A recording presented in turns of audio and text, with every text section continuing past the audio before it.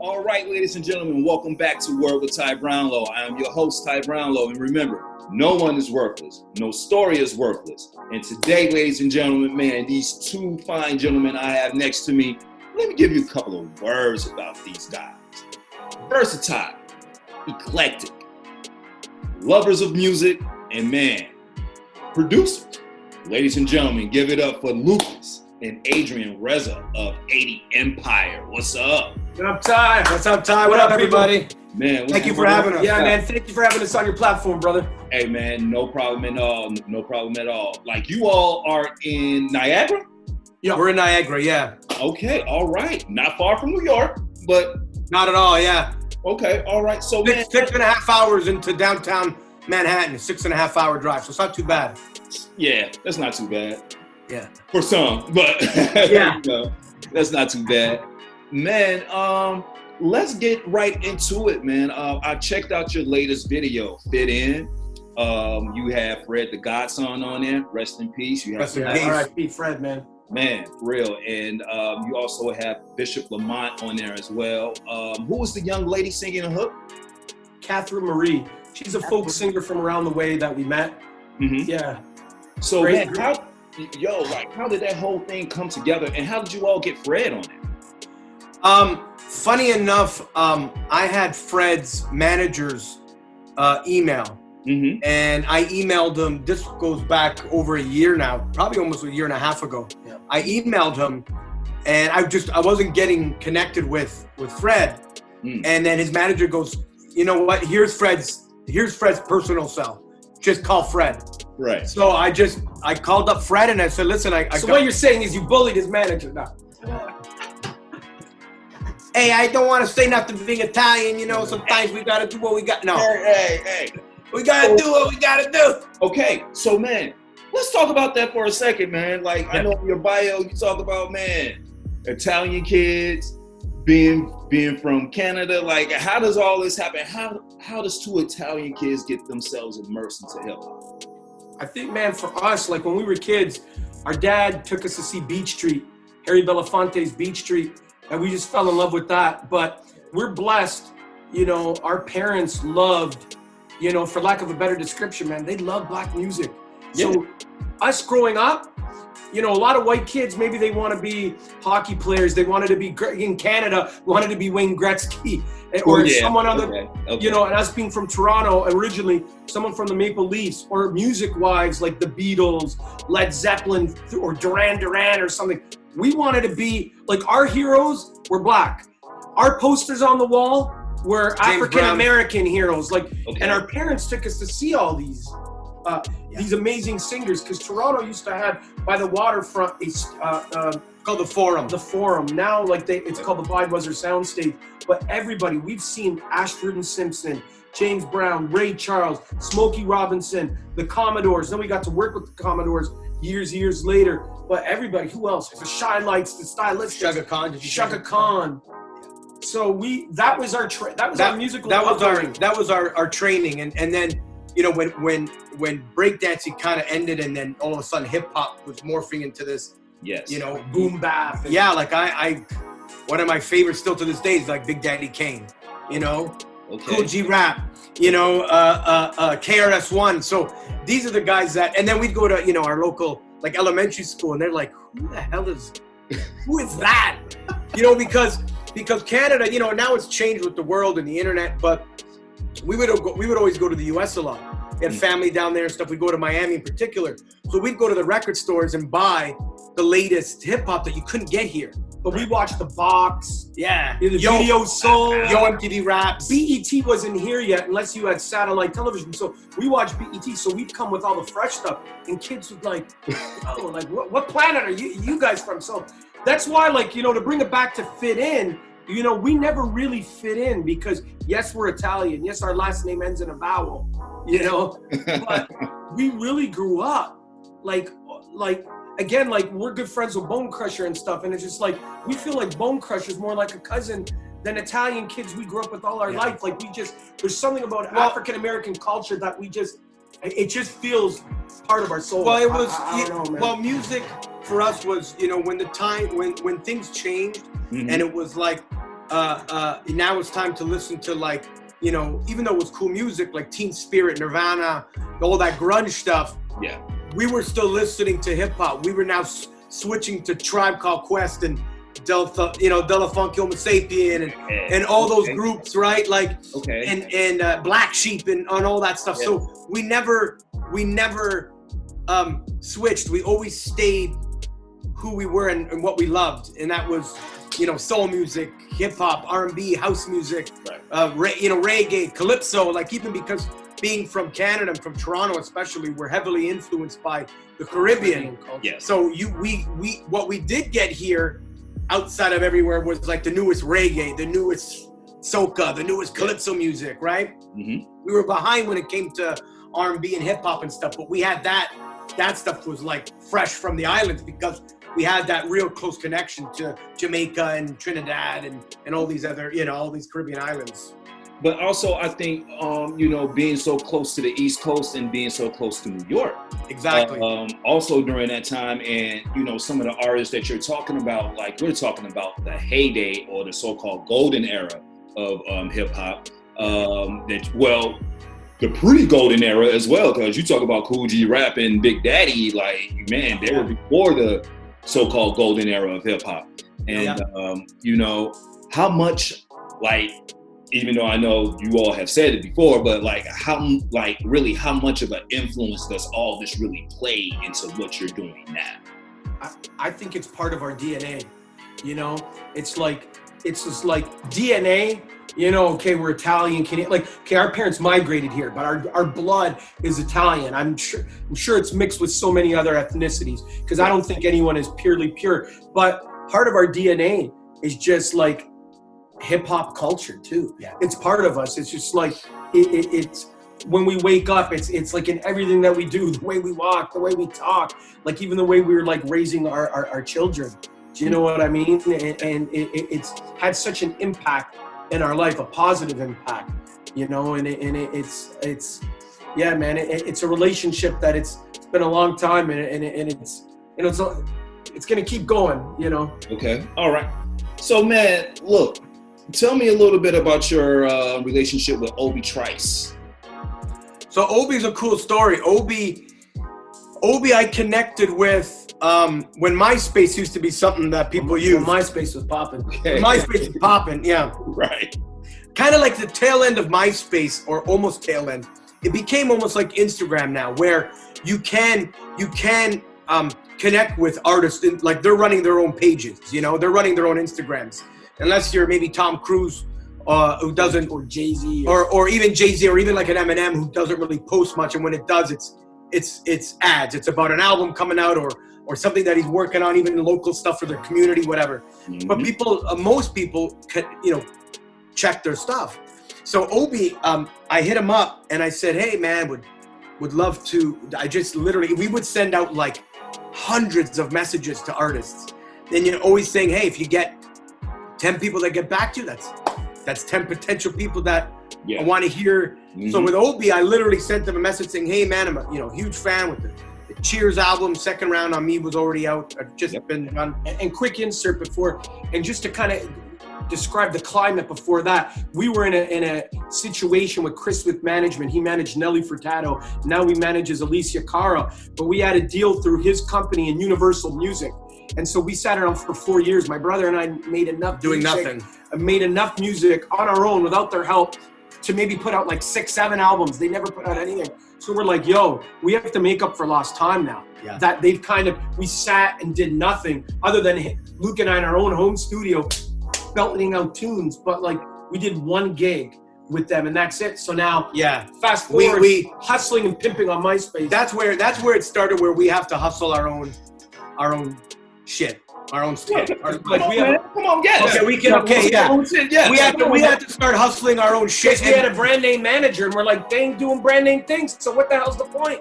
Yeah. So after that, we gotta like take matters into our own, like Malcolm X, by any means necessary. Any means necessary. You know what I mean? So that was your first lesson in music? I would say we had one of, probably not the first, But one of the ones that will always, if you're writing a book and a tell-all to tell, or music 101 to tell young people getting into it, one thing we would say, don't take it for granted. The hustle doesn't stop. You could have the best management, brand name, this $1 million pumped into, doesn't mean that anything's gonna happen. You still have to hustle. And we kind of got comfortable that, we're with the biggest management in Canada now. Right. And we're signing Universal. So let's make music, because we know we got that covered. But we didn't think that, we still got to grind. We were grinding, but we thought they were going to actually do something. And it was like, always hustle your own shit. That's why, you got to, when you see guys like even DJ Khaled and some of these cats, even on their level, it's like they bombard you with their another one. What, all these like taglines and shit, because if they don't hustle their shit, they'll put out the next piece, the next thing, right? So back to Obi with my, I just literally sent him a message saying, man, I'm a huge fan, my brother and I, man, I would be honored to, to work and do some work. And he heard a song that we put out called For the Love of the Game. A friend of ours just put World Cup 2006, our claim to fame when Italy won. And he put a collection of the video together, but the song is called For the Love of the Game, and it's 2.3 million views. When back then it's like, before you were getting monetized on YouTube and all the bullshit people you can pay to try to up your views. Yeah. But that's legit 2.3 million views. And Obi was like, man, you take this track and you add some hip hop drums and you add this to it, we got a hit.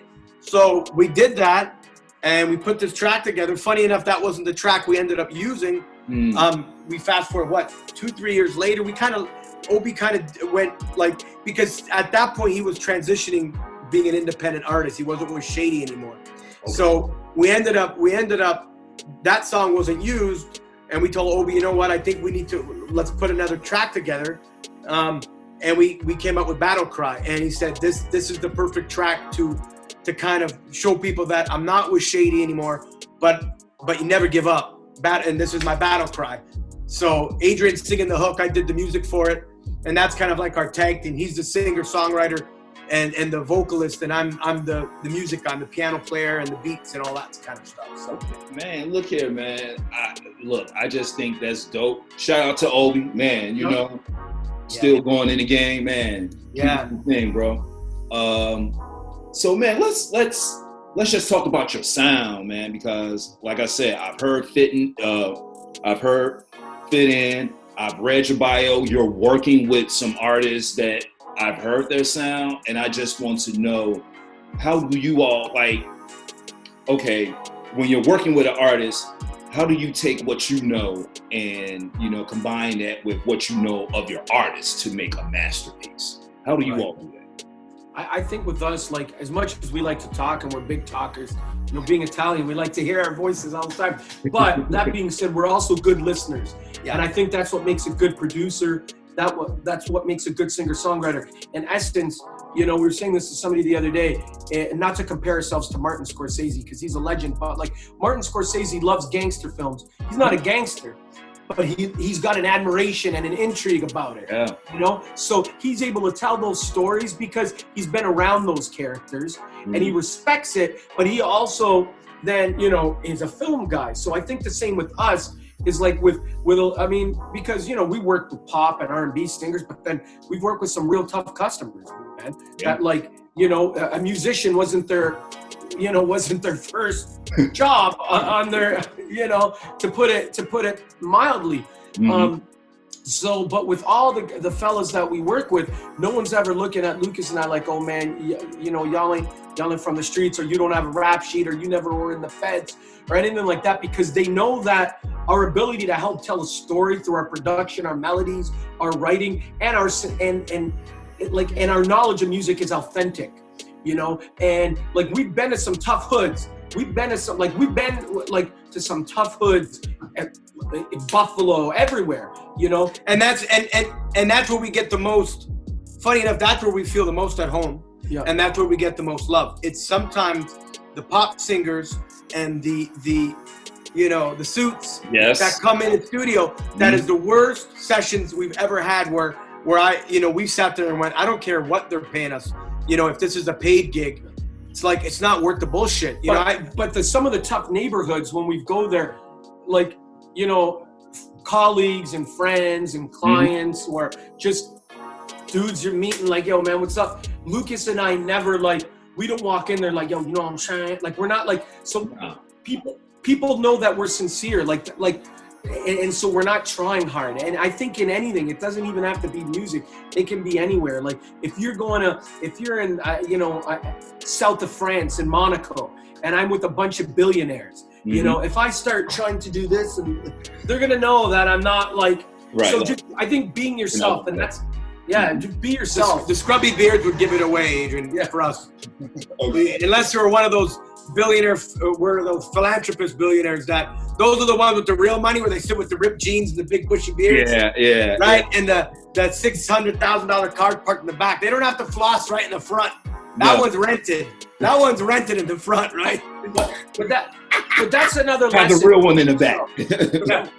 But that's a lesson. But that's another lesson. Like, I think be yourself, and I think that's why our music's coming out authentic, and people are digging our music because it's authentic. And obviously, by looking at us, you're gonna know we're not 16. But that's another thing that's authentic too. 18. 18, yeah, exactly. 21. No, but the thing is, the music's authentic. We're not like, Lucas and I are not doing a video like, and we're like in super skinny jeans and like talking about stuff that it's like, yo, man, like, you're old enough to be. But I think, Yeah, but I also think even with everything going on in the world today, and that's maybe if that's a topic that we touch on, I think people want authenticity. They want real. We're in a world substance. Thank you. And we're at a time where I don't think there was ever a time where there's time for, fun tracks and the shit that's just, the bullshit tracks and the fun stuff that you're having.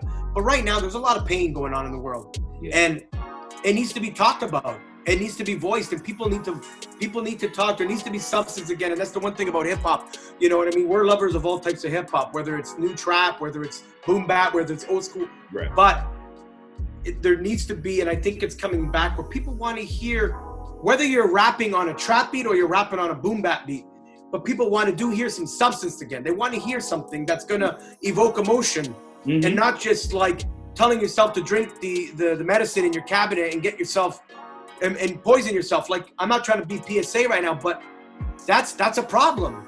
And that's a huge problem in hip hop right now, because you do have the drug culture, you do have the pill culture, and things of that nature, that it's just like mindless music. And from now going back to what we talked about earlier, from the video Fit In, you had Lazarus on it. And we talked about that, like, he's an actual doctor, correct? Exactly. Yeah. So, and that's a cool story, because, again, when we met Fred, and Fred jumped on the Fit In track last summer. Yeah. And so we've had that song sitting there. We were just waiting, and then I connected with Bishop on Instagram. Okay. And got Bishop on the track. And then you guys met up in California. Then we met in California at the NAMM show, before the world went to the gutters with COVID. Yeah. Then Adrian connected with Laz on Instagram, because Laz was in a video with Obi and Swifty McVeigh, that we just put an album out together with Swifty on a song called Phony. So Laz was in the video. So see, it's the universe connecting. 6 degrees separation of Kevin Bacon. 6 degrees of Kevin Bacon, yeah. All these connections. But then Laz wasn't able to get his verse done, but then, all of a sudden COVID hit, and then when, he switched his verse around, because, unfortunately Fred had passed, and I had spoken to Fred 3 days before he got sick in the hospital. We were actually putting together an EP. We were just starting. He goes, yo, I got the tracks. I'm going to go in this week to start recording these tracks. And then Monday he put that picture up of him with the ventilator or the mask. And then Laz switched his verse to reflect what's going on. And it just kind of, no pun intended, it just kind of fit in. Well, yeah. Where, Fred's verse and then Laz. And it's bittersweet, because here, like, we really feel I think with Fred, like it was the tadpole stages of a musical relationship, but I think would have been a friendship. 'Cause my brother and I, with us, like music aside, like we're loyal to the end with people. Unless someone gives us a reason not to be loyal, we really, I mean, obviously we're going to speak highly about ourselves in that way, but people who really, really know us and who are not opportunists know us as loyal. And we kind of had, I think Lucas got that aura from Fred. And so, you know, the bitterness, him passing away for his family, that's a void they'll never going to be able to replace. He's got 2 young daughters. I've got 2 daughters. Luke's got a son and a daughter, you know, but then the sweet is, you know, having like an idol, Chuck D, who played it on his platform, his radio station, but having the soundbite of Chuck going like, yo, this is 80 Empire, Chuck D, fit in. My brother and I are like, wow. I'm not gonna lie, I cried.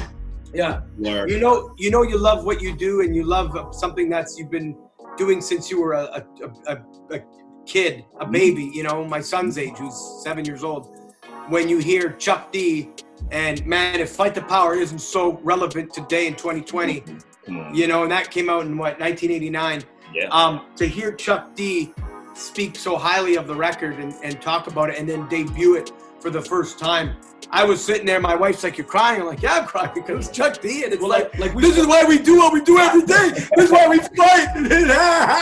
But I spoke to Laz yesterday, and he was like, yo, man, Chuck is gonna he's gonna reshare the video and stuff, because the video is gonna drop this Monday. So it's just hearing Laz say that too, again, it's like, you know, like we're fans of the art form and of the artist. So it's like we get geeked out about stuff like that, because that's why you do it, you know? And I think that's important too, because while you're still doing what you're doing, you're still fans of the culture. And I think in, you know, these days and times, you just have people, man, I'm just doing it to just do it. You know, I got things in here, I got this in here. Yeah. I could put this together for you, but, you know, it's not really like, there's no longevity with it. You know what I'm saying? No. So, yeah. Shout out to you. Shout out to Chuck.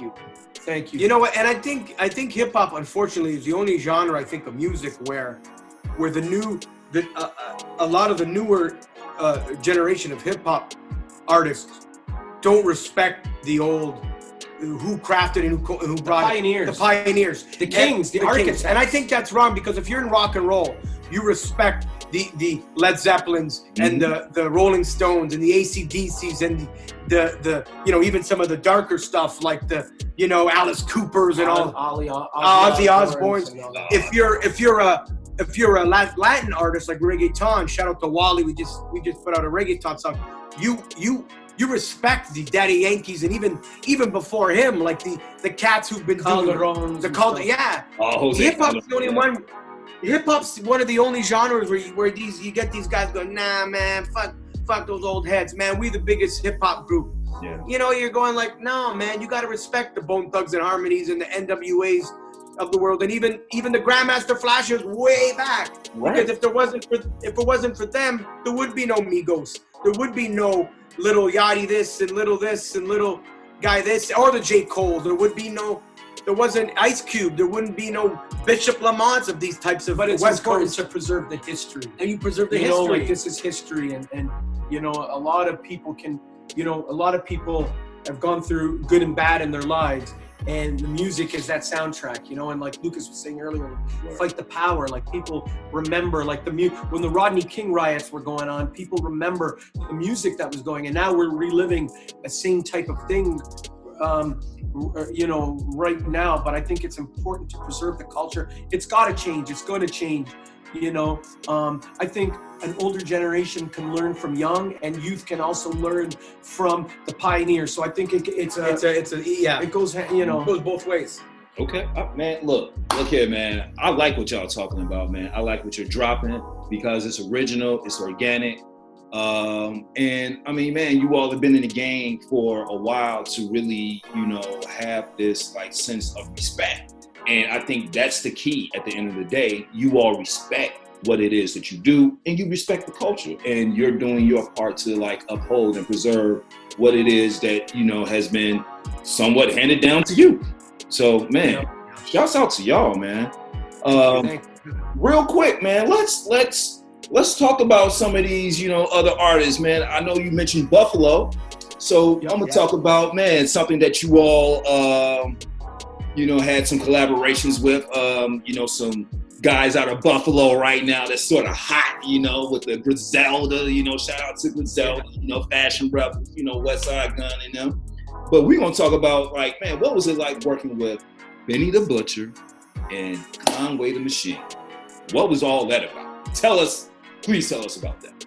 Yeah, man, absolutely. Well, today with music, it's funny, like often you work with people and you never physically meet them in the flesh because of, you send a verse, you email a verse, you get a verse back. It's just like, quick story before we go into the Buffalo. No, go ahead. It's like Ali Vegas is a, rapper from Queens, was signed to Tommy Mottola. Ali Vegas, we're good friends with Ali Vegas. We just met in the flesh in November. And we've known him for 10 years. And we've known him for 10 plus years. We hugged each other. The three of us hugged it out. Like it was like, and funny enough, there were Buffalo cats with us. A guy, Ballistic Man, and this is how we got connected with the Griselda characters. Shout out to our brother Ballistic Man. But we were with Ballistic and his brother Buddha, and then Wally, who we have this new reggaeton joint on, doing a video with Gorilla Nems. Okay. For a record Rat, and then Mario Machete and the fellas from Crime Faces showed up. Mario was in prison for 27 years. A murder he didn't commit, was thrown into the feds for 27 years. So he came, and then Crime Faces have an online platform and stuff. They manage him, but like Ali, we're like, yo, this is crazy. Ali's like, I can't believe, man, we've never met. We're so close. We've done so many records. We probably have like 2-3 albums worth of music.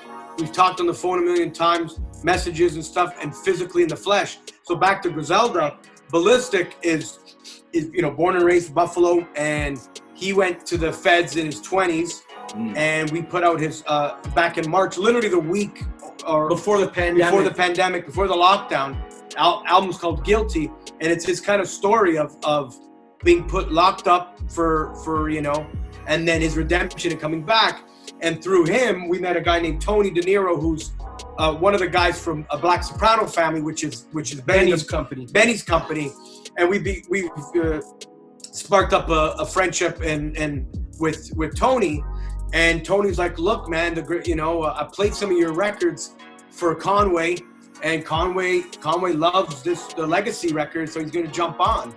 So we were planning on meeting some of these cats this summer, but that just and then Benny, the song that we had with Benny on Welcome to the Sun, we've talked with Benny just via Instagram, DMs and stuff like that. Okay. But that song came to be because they had a mutual friend, Ballistic and him, who passed away, and Elo, and they had this song called Welcome to the 716, and they couldn't finish it, so they asked Adrian and I if we could finish the song and give it its the what it needed to come to life and put it on this Guilty project. And then when everybody heard it, they were just like, yo. Everybody went, my God, this is the track. So, in many ways, we consider, even though, we born and raised in, the outskirts of Toronto, moved to Niagara, Canada 6 years ago, but in many ways, we feel part of what's going on in Buffalo,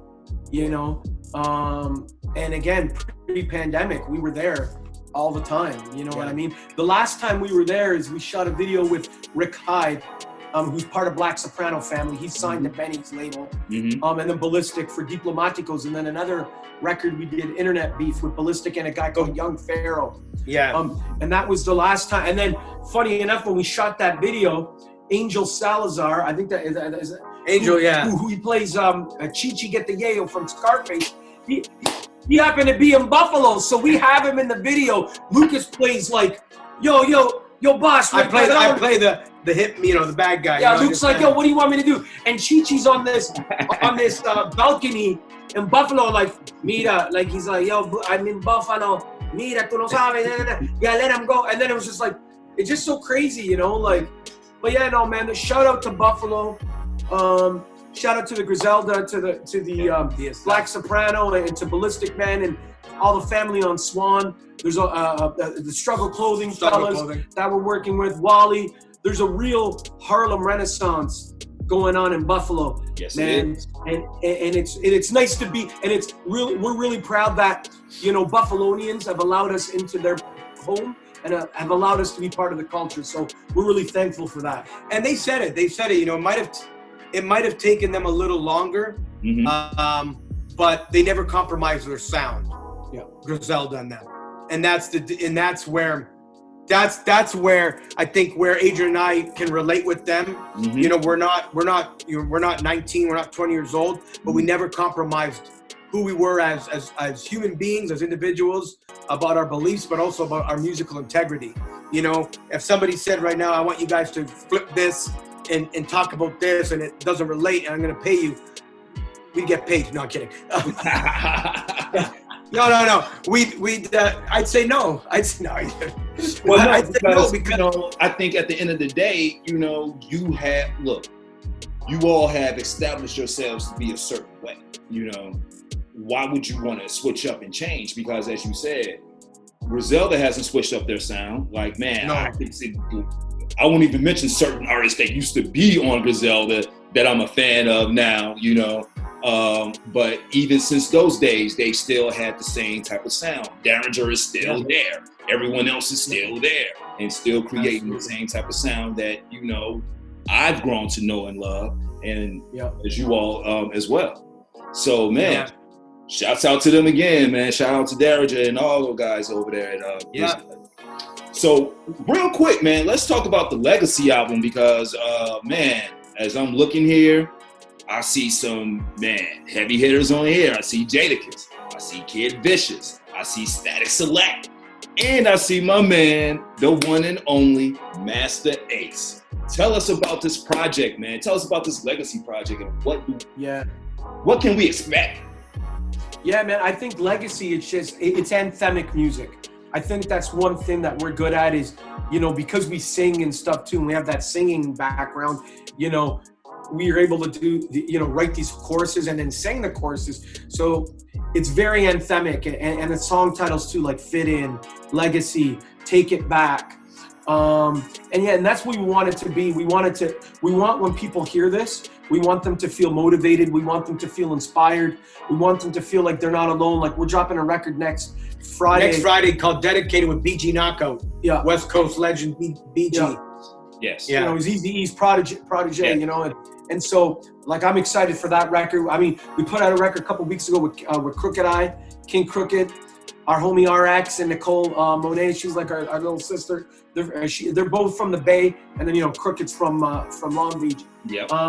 But yeah, man, and we wanted the roster to reflect, like we wanted to do something where it's like it's being done, but it's being done on major labels, where we wanted to A&R our own project and get people that we either know personally or people that we just respect musically. Yeah. And if we have a connect or we know them personally, like, yo, brother, you want to jump on the record? No. And not everybody is quote unquote a brand name. We just wanted dope people involved. And we wanted to put a project that was just, when people hear it from top to bottom, we don't want people to want to fast forward. Not that there's fast forwarding anymore, but you know what I'm saying? Like, we want people to take in the project. Yeah. It's like when the NWA movie came out. Okay. Luke and I watched it, then he bought a soundtrack on iTunes.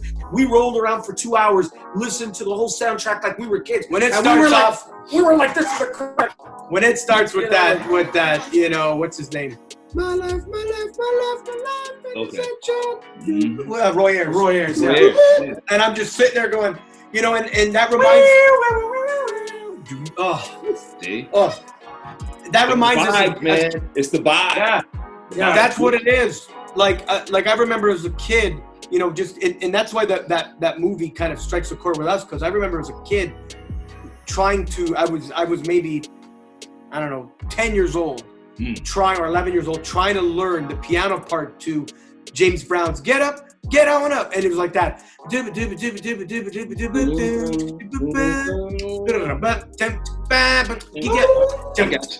And I would sit there and rewind the tape. And my parents are like, you almost got it.